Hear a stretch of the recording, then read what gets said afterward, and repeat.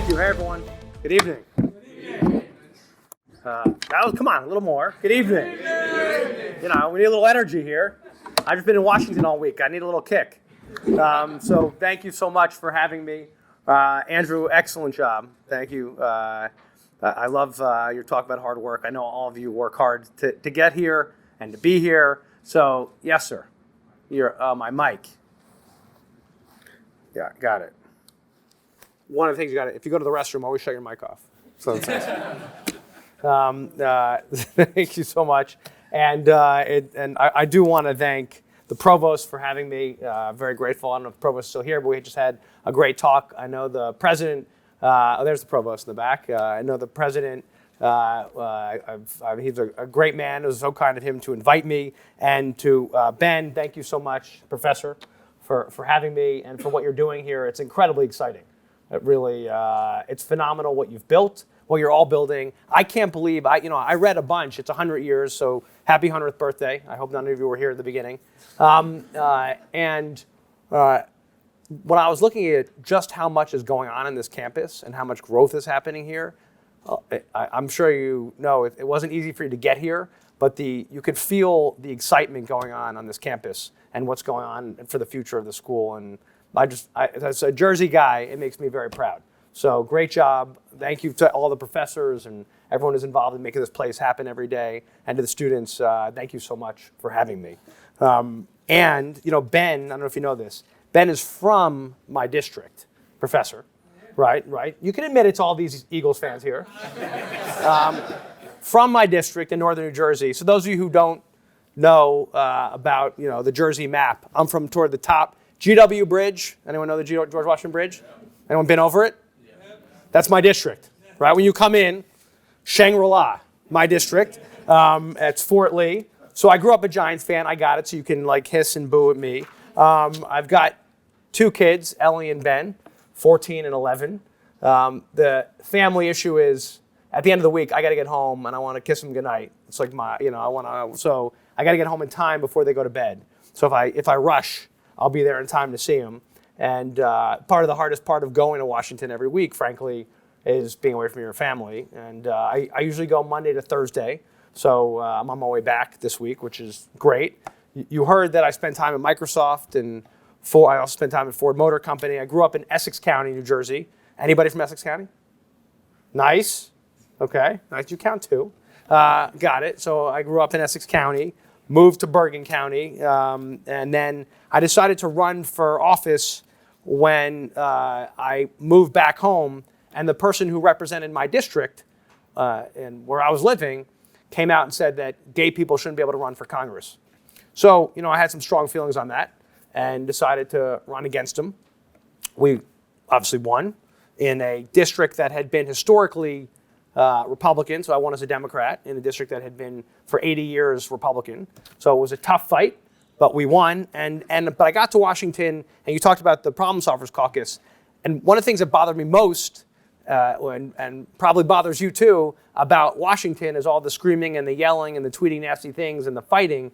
And when I worked for President Clinton, one of the things he taught us was the power of focus less on whose idea it is, which party, but just that it's a good idea and good for the country and putting the country first. So we started the Problem Solvers Caucus, a bipartisan group. It's now 32 Democrats, 32 Republicans. We get together every week when we're in Washington to focus on one thing, where we actually can get things done. So not where we're fighting, not where we're screaming. There's plenty of things that we disagree on, but we disagree with civility. We try to actually have real debate and discussion like you probably do in your classes, right? You can disagree plenty, right? It's a great country. We're built to disagree. Our Constitution allows for disagreement.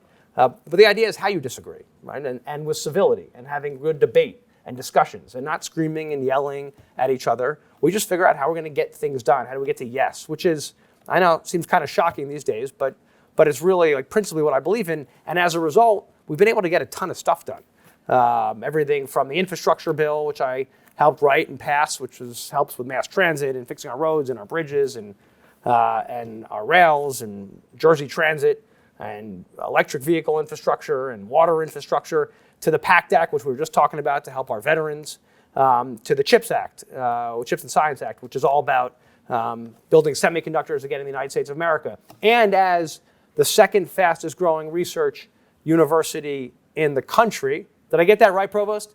Second fastest growing research university in the country. Listen, I listened to you. I just want you to know. In the country, you should be very proud of that because it's all about your ingenuity, right, and what you're doing on this campus and your futures. So anyway, that's what I spent a lot of my time in Washington doing. And then, of course, it's all about what's good for Jersey. That's my job. I'm a representative. So my job is to make sure I fight for Jersey, make life a little bit more affordable in Jersey is one of my major things that I focus on. And what's that mean is I'm always fighting to make sure that we try to get our taxes down and claw more money back to Jersey versus going to other states. I wanted coming back here to invest in our colleges and invest in our campuses and our roads and rails and our first responders and law enforcement. By the way, all those first responders back to law enforcement, thank you for your service.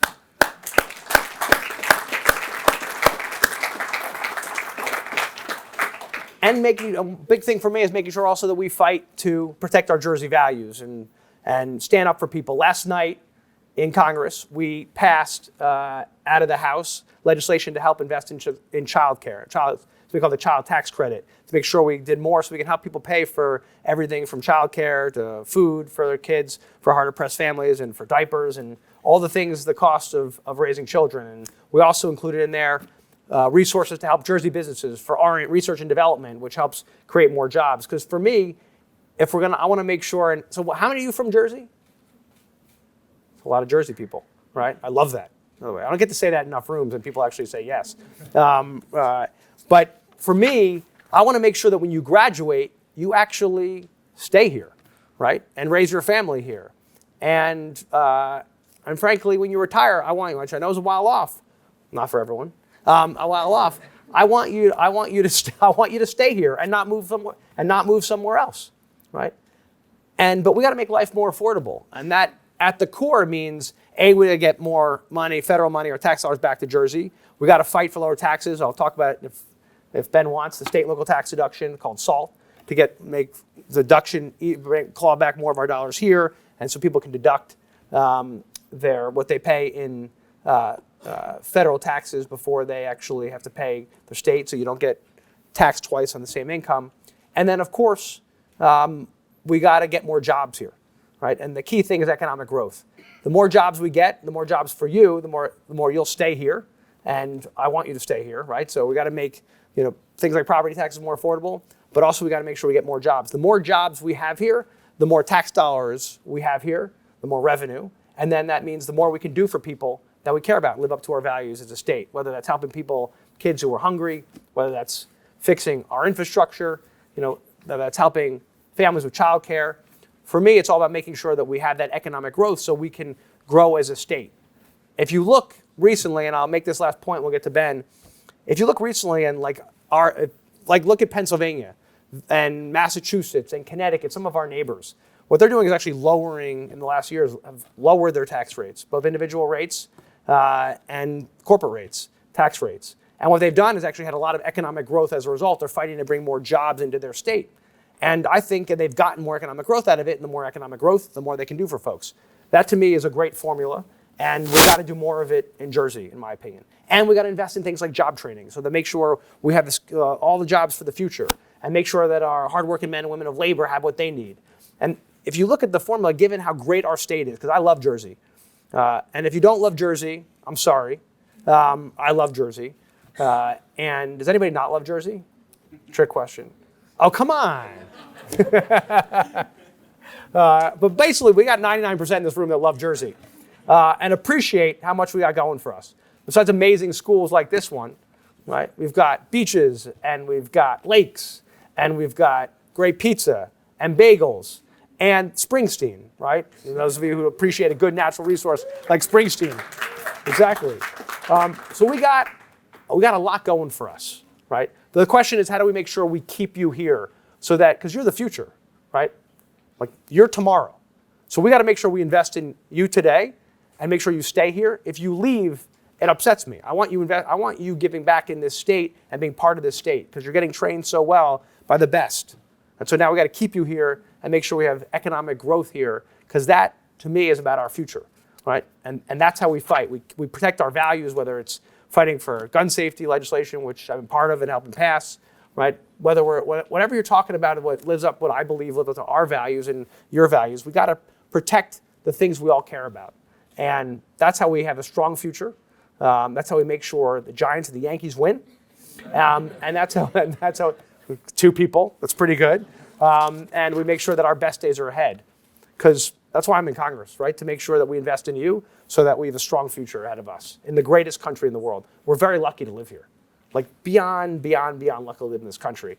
One thing you mentioned is I serve on the Intelligence Committee, which means that I go sit below ground every week for hours and hours. We oversee the 19 intelligence organizations in the United States. You've heard of some of them, like the CIA, right? You've heard of some of these. And what I realize is when I walk out of there, some of this stuff is heavy stuff, but I realize how blessed we are for the rights we have. Because you see what goes on in a lot of parts of the world where you can't speak your mind, you can't practice religion, the religion you want. You can't, frankly, if you're a woman and want to do a lot of the careers that you should be able to do, you're not given that opportunity. But in America, right, you pretty much, it's a land of opportunity, and you can speak out on the corner and scream and yell about anything you want, right? And that's what's great about our country. So with that, I will turn it over to Ben, and we'll get going. Thank you so much. Thank you. I'll stand over there and we'll just have a little conversation. Thank you, Congressman. So we had a bunch of questions and a few that came in this evening. We're going to try and run through them in the time we have. I want to stick with the topic of the economy and growing the American economy. America seems to have this disconnect right now. On one hand, at least on paper, things are getting better. Prices are going down, inflation is going down, jobs keep going up every time they put out a new jobs report. But on the other hand, the public doesn't seem to believe it. Polls keep showing that voters are frustrated and even angry with the state of the economy, despite the numbers on paper appearing that it's doing better. So from your perspective, what is the state of the national economy, and why is there this disconnect between what people seem to think about it and what one might argue is happening on paper? Well, it's a great question. If you actually look at the nuts and bolts of the economy right now, they're quite strong, right? In fact, compared to a year ago, all the numbers are moving in the right direction. Inflation is down, right? Unemployment numbers are frankly better than like some economists predicted. So job growth is there. We had some good job numbers just this week. And one of the most important numbers, consumer confidence. You saw, I think it was 2 weeks ago the numbers came out, or in the last 10 days, consumer confidence is up. That's the most important number because it's starting to show, so it's always a lagging thing, as you know, right?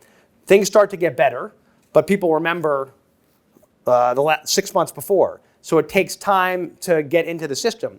Consumer confidence going up is a sign that people are starting to feel better about things. For a while, everyone was telling them it's going to get really, really bad. Now, we know that during the pandemic, with supply chain issues, we saw prices go up, right? And because we couldn't move goods as fast, and demand was up. And so you had more demand, supply going down, things go up. The good news is things are now, supply chains opened up, things are moving better.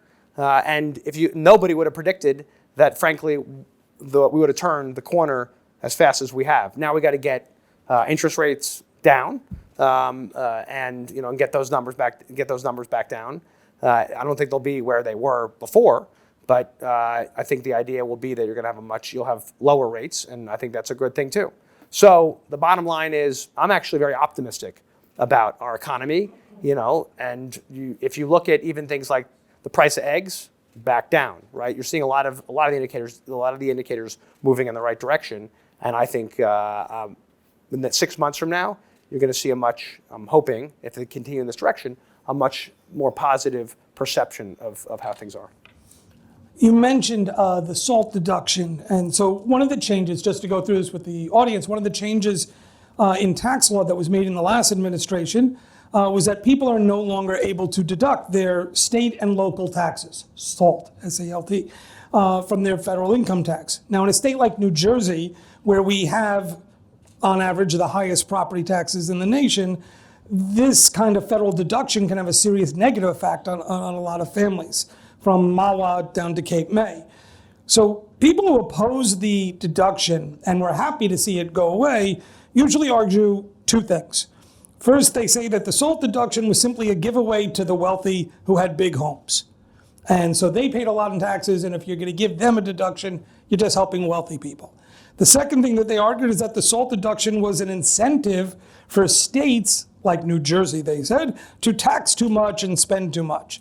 Like, well, it's because your taxes are so high, that's why you care about this deduction. And if you kept your taxes low, we wouldn't need it in the first place. Can you explain your take on this issue? Because those seem like reasonable arguments from a national perspective. What's your take on this issue? Do you expect anything to change with it? Is it going to get reinstated anytime soon? Okay, so I'm going to give you like a 30-second lesson on SALT. So this is going to be really exciting in 30 seconds. Okay.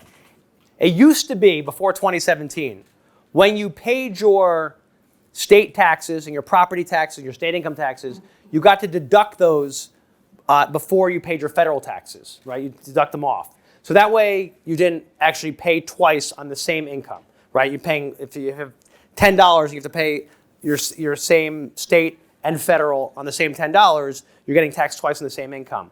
If you were paying $2 in state income tax and property taxes, you would only pay $8, and that was the benefit of SALT on your federal taxes, right? So you didn't get taxed twice.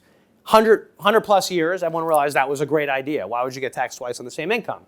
Also, it said states like ours that decided to invest more in their schools, and our great schools in New Jersey, invest more in our roads and our bridges and do things for folks, look out for folks, whether it's hungry or school breakfast, school lunch, you name it. We weren't penalized for it. Then 2017 happens, and the red states, which historically did less to invest in their people and frankly had lower property taxes and lower income taxes, they less invested in schools, less in other things, they decided, wait, one great way to raise some money is to stop giving this deduction to the bluer states. So it was really like a red state, blue state thing. I call these red states moocher states, affectionately, because they take far more from the federal government than they pay into the federal government in taxes, right? They take a lot more. So Mississippi, on average, gets about $4.38 for every dollar it sends to the federal government. Jersey, we get about 67 cents historically. It's up a little bit, but 67 cents historically. Louisiana gets half their state income from you. Before they start the day, 50% of their state income comes from the federal government, right? So we call them moochers affectionately because they take far more than they put in. So the moocher states turned around and said, we're going to take this away and cap SALT. We're going to say the most you can deduct is $10,000. That's the whole debate. Now we want to say, now this deduction where they capped it at $10,000 is expiring in 2025, meaning it's going to go back to the old way in less than 2 years. So what do we think? We want to get it all back because that'll make life more affordable for Jersey, right? That's the reason, so you don't get taxed twice. Now the question is, to your point, like, is this the right thing? My answer to the moochers is, you take far more than you put into the system. Now you're going to turn around and give us a hard time?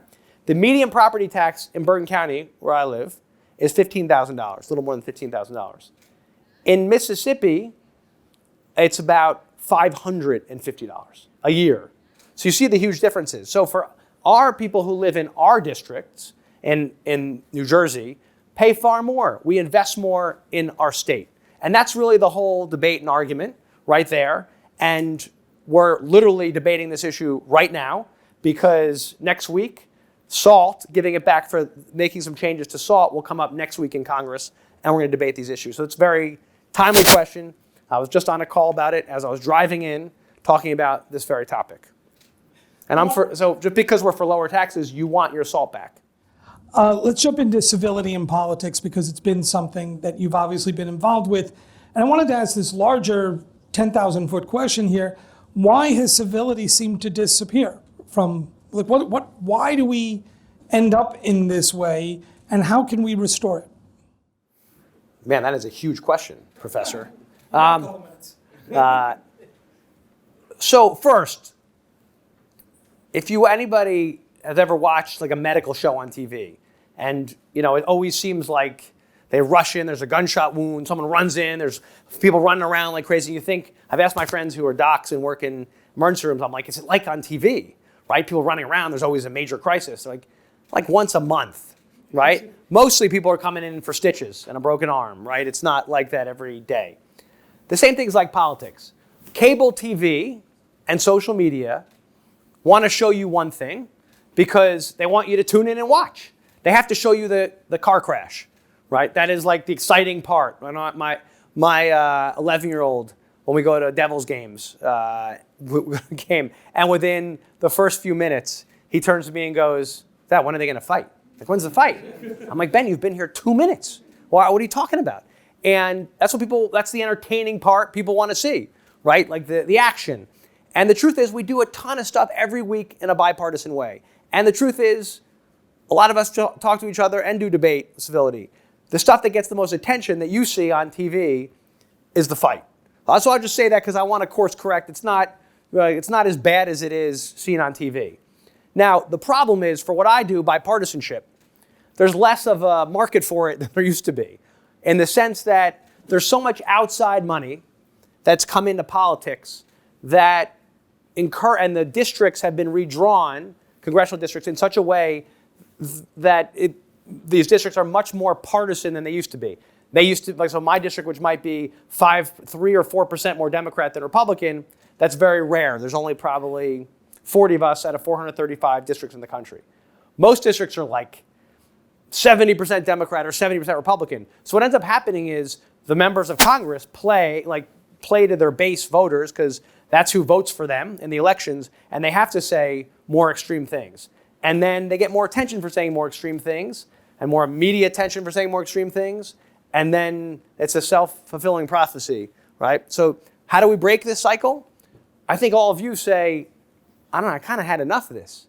Like, I'm exhausted from the screaming and yelling, right? And say to the member of Congress, why don't you talk to the person over there? Why don't you do more actually getting to know the member of Congress from the other side of the aisle? All right.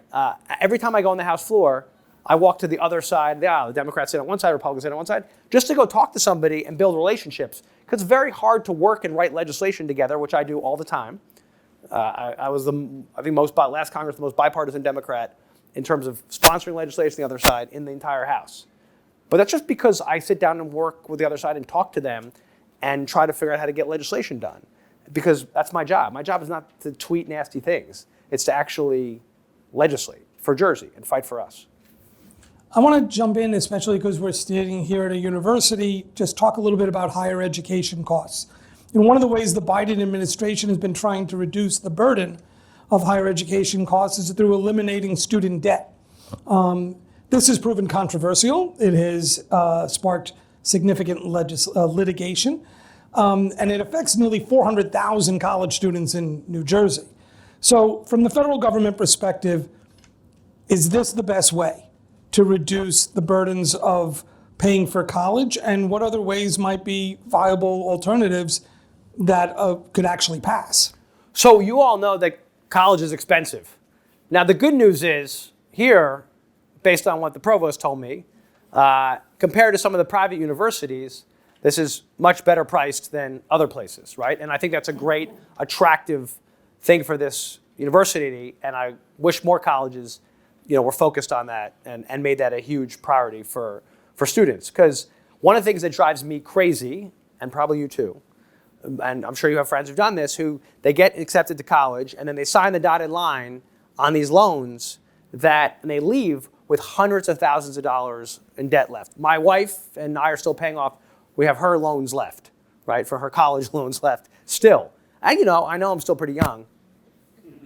But the bottom line is, it's a long time we've been paying these college loans off. So we've got to figure out, one of the things that I really believe fundamentally that we have to change is these colleges, when they do get students to sign on the dotted line for loans, have to do a lot more educating up front before you suddenly take out a massive amount of money and you don't realize what's going to happen on the back end. Secondly, I think that we as a country should be giving loan forgiveness to certain professions. If you go into public service, you go into the military, you teach certain things, we should incentivize that, and we should have should have more programs around that. We've done more. I've sponsored legislation on this. We should be doing more on that front. Because if you own a public service of any kind, we should be encourage that and be supportive of it. You go to the Peace Corps, you name it, we should be supportive of that. Third thing I think we have to do is, and I hope people in the university, I apologize in advance, this is not aimed at you, we actually have to look at the cost side of the equation and the accountability side of the equation on the colleges side, right? Are you actually graduating students, right? Are they getting jobs? Like more transparency on this. And the student loan side should be, right now, the interest rates for student loans are much higher than they are for other loans, especially when interest rates were lower. And it's student loans are the one thing you cannot renegotiate your interest rates on. That makes no sense. So when interest rate numbers go down, why shouldn't you be able to renegotiate just like you can with your house, with your mortgage payments? Not for student loans, right? So I think there's a lot of parts of the system where there's more accountability. There's more on the loan side where we can get the costs of college down, and make sure we continue to make them more affordable, because it's about, for me, affordability and accountability. We've got a few more minutes, but I wanted to make sure a couple people asked about the issue of immigration. Even though we're not a border state, New Jersey has been swept up in the immigration debate as migrants have been bused to New Jersey, sometimes without their understanding or even consent. So what's your view, as succinctly as you can put this particular issue, what's your view on what needs to be done to improve our immigration system? Well, as long as you don't ask about world peace next, we'll be fine. So a bunch of us have been working for the last few months, and frankly, last few years, on immigration reform.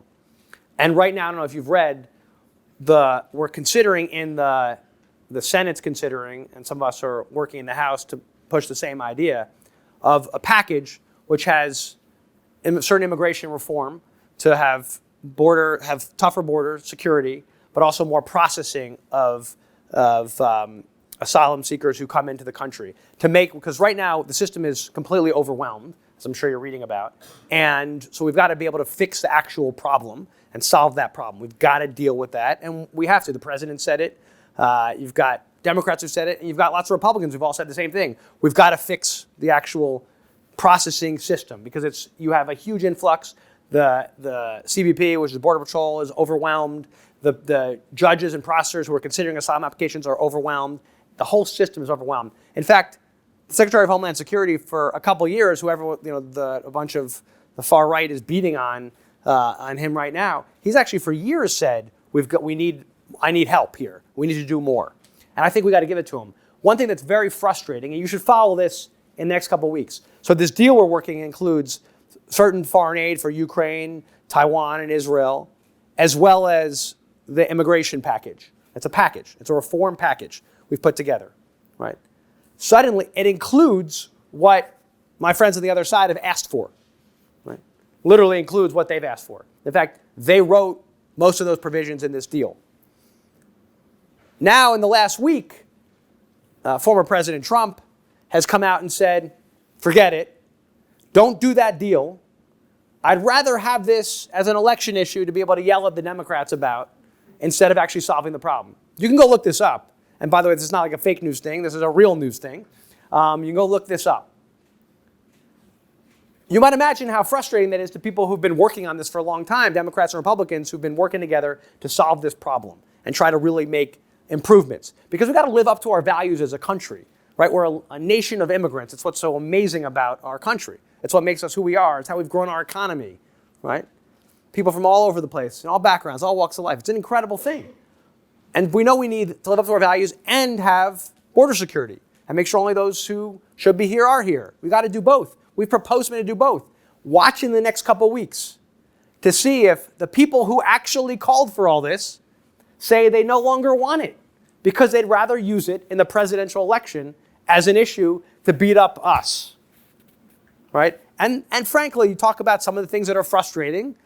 That's incredibly frustrating because we have a solution on the table and people want to play games, political games with it for gain instead of actually solving a problem. Second to last question, because we're running out of time here. Why are you a Democrat? It's a great question.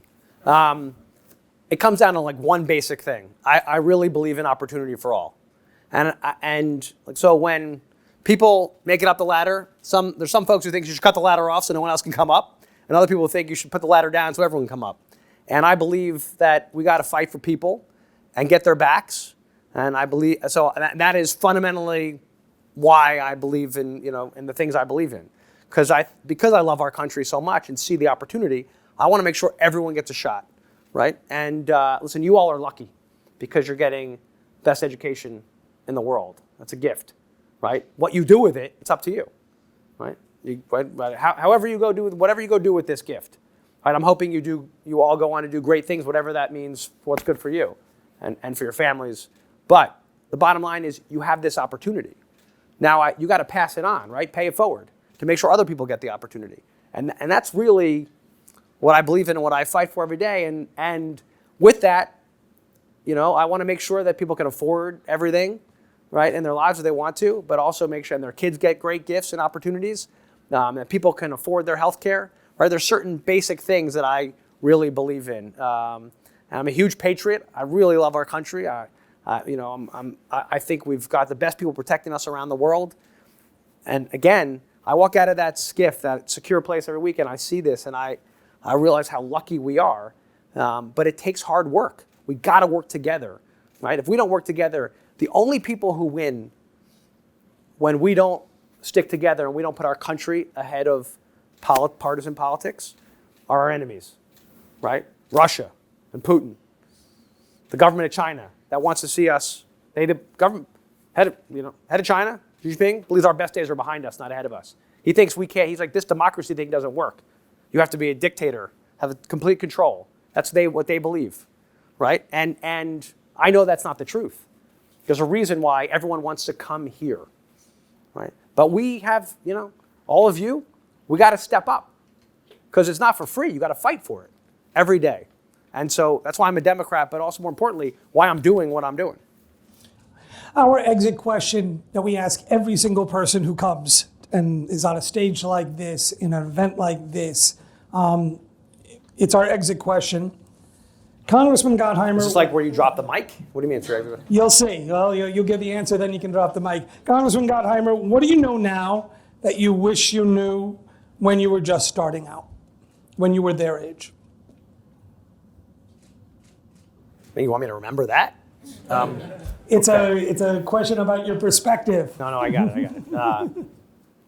I think the most important thing I've learned over the years, and especially since I'm in Congress, and somebody who's trying to always bring people together and pass legislation, right, and get things done that are good for Jersey and our country, is that you got to do a lot. That you never assume you know what the other person's point of view is.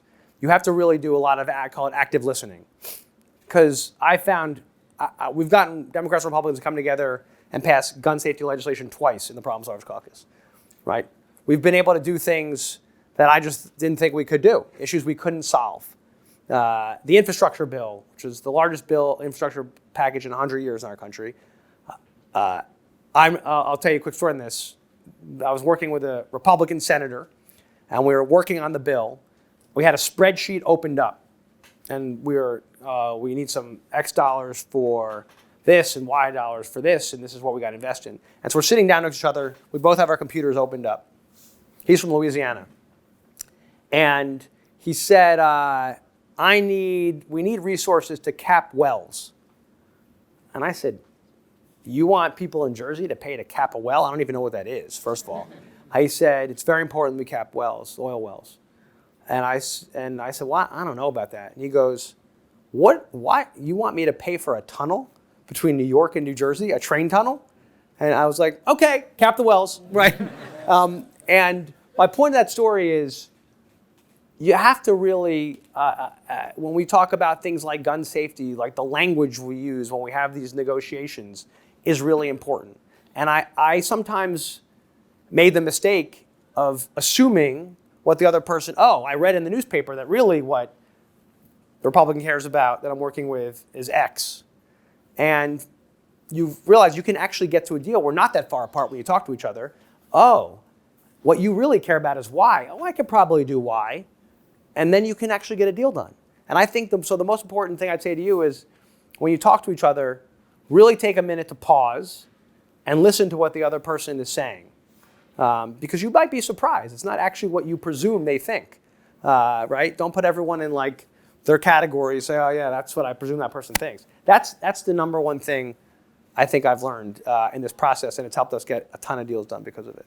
And on that note, let's thank Congressman Gottheimer. Thank you so much. I really appreciate it. Great. Thank you guys for having me.